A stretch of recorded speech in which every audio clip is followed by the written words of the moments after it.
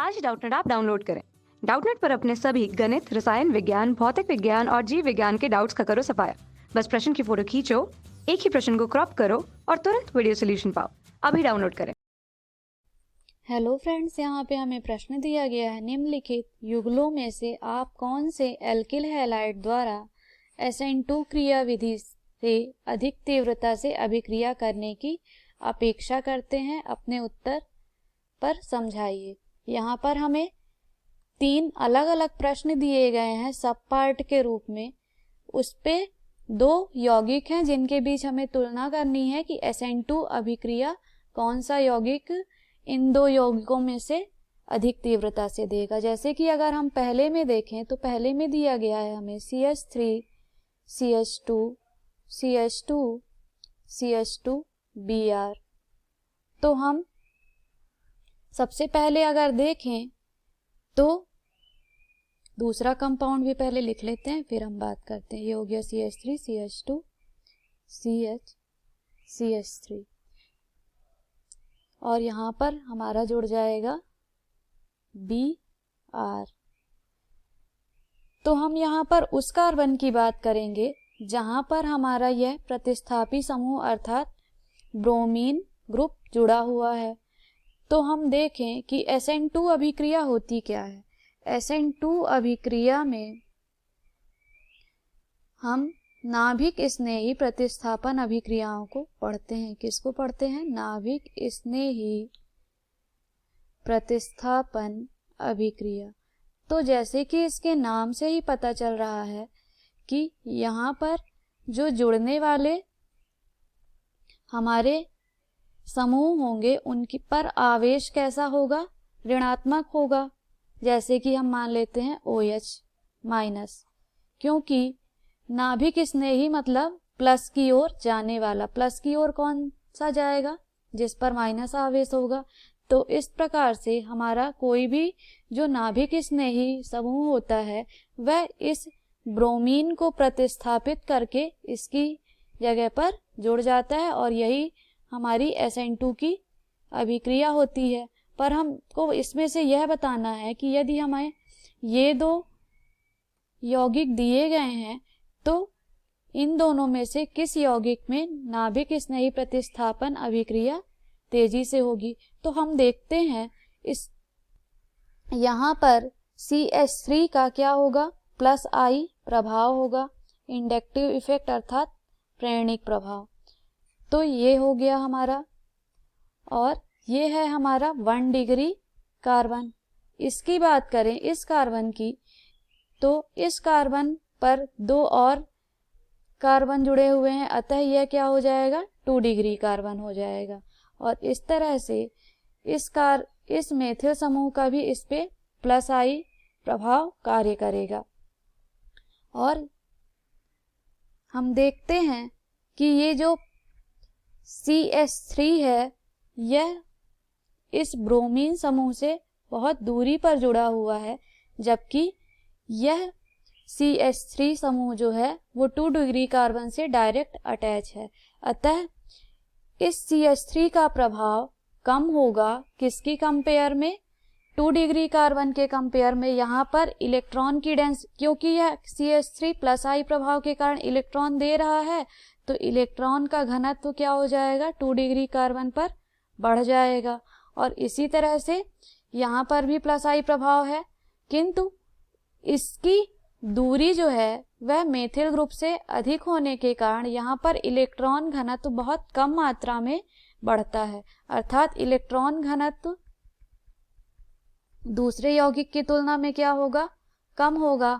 और हम जानते हैं कि जहाँ पर इलेक्ट्रॉन घनत्व अर्थात इलेक्ट्रॉन घनत्व ज़्यादा होगा वहाँ पर नाभिक स्नेही प्रतिस्थापन अभिक्रिया का मान क्या हो जाएगा?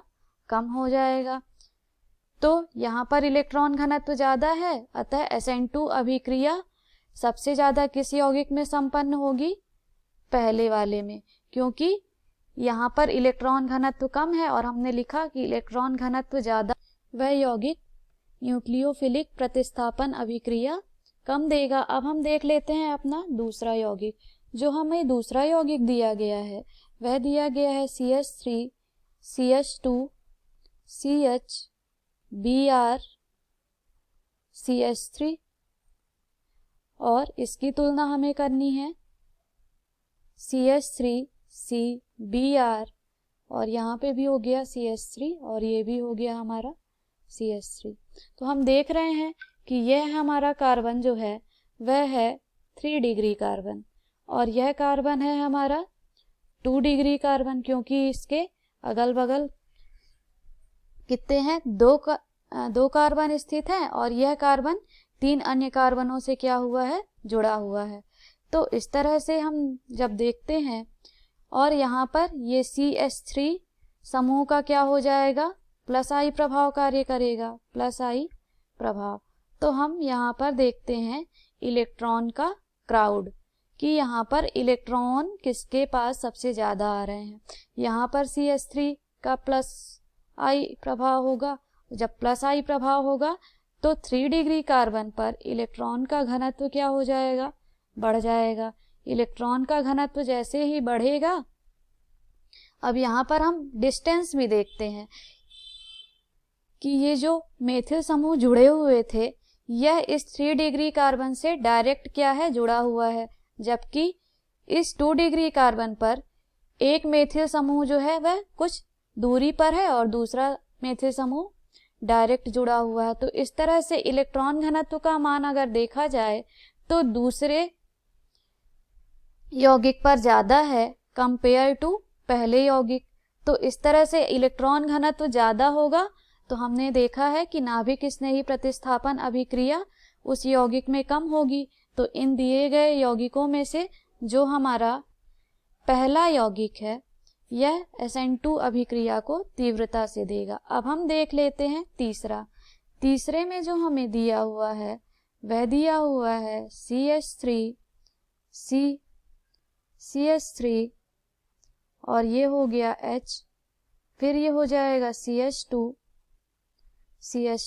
Br और यहाँ पे दिया हुआ इसकी तुलना हमें करनी है CH3, CH2, C, CH3, H, CH2, Br से। तो जैसे कि हमने पहले बात की है कि हम उस कार्बन को देखते हैं जहां पर हमारा हैलोजन जुड़ा हुआ है अर्थात ब्रोमीन जुड़ा हुआ है, क्योंकि हमारी जो नाभिक स्नेही प्रतिस्थापन अभिक्रिया होगी वह इसी कार्बन पर कोई समूह ब्रोमीन को प्रतिस्थापित करेगा। तो अगर हम देखें तो तीसरे यौगिक का जो ये A पार्ट है इसको हम मान लेते हैं A है और ये है B है। तो इसमें अगर हम देखें तो A पार्ट में इस मेथिल समूह का डिस्टेंस जो है अर्थात दूरी वह इस ब्रोमीन से जुड़े कार्बन से क्या है, ज्यादा है। किसके तुलना में, इस B पार्ट में ये जो कार्बन है ना। और यहाँ पर हम देख रहे हैं कि ये कौन सा 3 डिग्री कार्बन हो गया और ये भी क्या हो गया 3 डिग्री कार्बन हो गया। हम यहाँ पर केवल डिस्टेंस देखेंगे, जिस पर डिस्टेंस ज्यादा होगा उसका प्रभाव इस CH2 पर कम होगा, अर्थात इलेक्ट्रॉन की डेंसिटी क्या होगी, यहाँ पर इलेक्ट्रॉन का घनत्व तो यहाँ पर कम होगा। तो क्योंकि हम देखते हैं कि पहले A यौगिक में CH3 समूह की दूरी ब्रोमीन से अधिक है कंपेयर टू किसकी तुलना में, B यौगिक के। अतः हम कह सकते हैं कि इलेक्ट्रॉन घनत्व किस पे ज्यादा अधिक होगा, वह B यौगिक पे होगा और इलेक्ट्रॉन घनत्व ज्यादा होगा। तो हमारा जो न्यूक्लियोफिलिक प्रतिस्थापन अर्थात नाभिक स्नेही प्रतिस्थापन जो कि हमारा SN2 क्रियाविधि द्वारा हो रहा है वह B यौगिक में कम होगा और पहले यौगिक में ज्यादा होगा। तो इस तरह से हमारे तीनों जो यौगिक हैं उन पे हमने देख लिया कि किस यौगिक में हमारी SN2 क्रियाविधि तीव्रता से होगी। आशा करते हैं कि आपको समझ में आया होगा। धन्यवाद। कक्षा 6 से 12वीं से लेकर नीट, IIT, JEE वो एडवांस के लेवल तक 1 करोड़ से ज्यादा छात्रों का भरोसा। आज ही डाउनलोड करें डाउटनेट ऐप या व्हाट्सएप करें अपने सारे डाउट्स 8400 400 400 पर।